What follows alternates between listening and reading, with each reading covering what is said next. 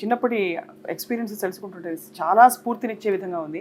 చాలా మందికి అన్ని అమరి ఉండి కూడా అవును. వాళ్ళు ఈ విధంగా వాళ్ళ మనసుని వాళ్ళ జీవితం ఉండే అవకాశాలని పర్సూ చేసుకోలేక వెనకుండిపోయిన వాళ్ళు ఉంటారు. కానీ మీరు అన్నిటినీ చక్కగా ఒక ఛాలెంజ్గా తీసుకుని ముందుకు రావడం నేను నేర్చుకున్న సంగీతానికి న్యాయం చేయాలనే ఒక ఆశ ఉందండి.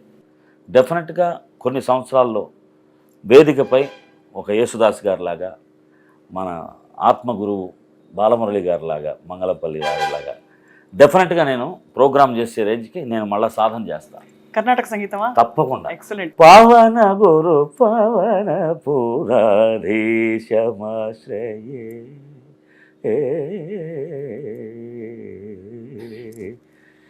అద్భుతంగా ఏదైనా కూర్చుని దాంట్లో వెళ్ళిపోతే ఇన్వాల్వ్ అయితే పాడేస్తూ ఉంటాం.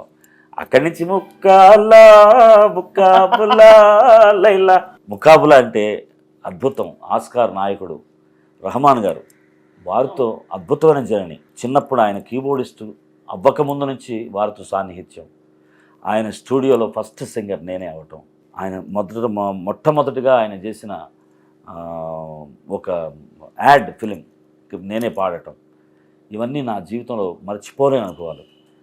ఆయన ఫస్ట్ చిత్రంలోని వినరా వినరా దేశం మనదేరా, అనరా అనరా రేపిక మనదేరా, నీ ఇల్లు ఆంధ్రదేశమని నిత్యం చాటరా.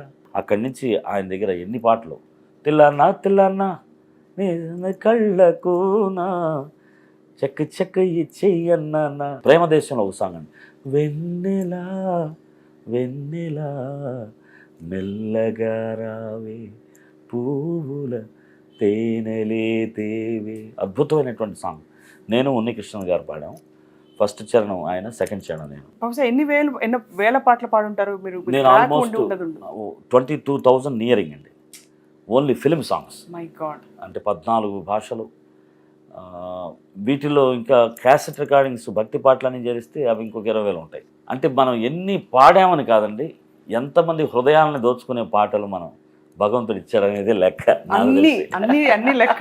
ఐ మీన్ డెఫినెట్గా ఇన్ని వేల పాటలు పాడి వాటికి జస్టిస్ చేయడం కూడా సామాన్యమైన విషయం కాదు. అవకాశం రావటం మన అదృష్టం, అంతేనండి. బహుశా ఎన్ని వేల పాటలు పాడుంటారు మీరు? నేను ఆల్మోస్ట్ 22,000 నియరింగ్ అండి.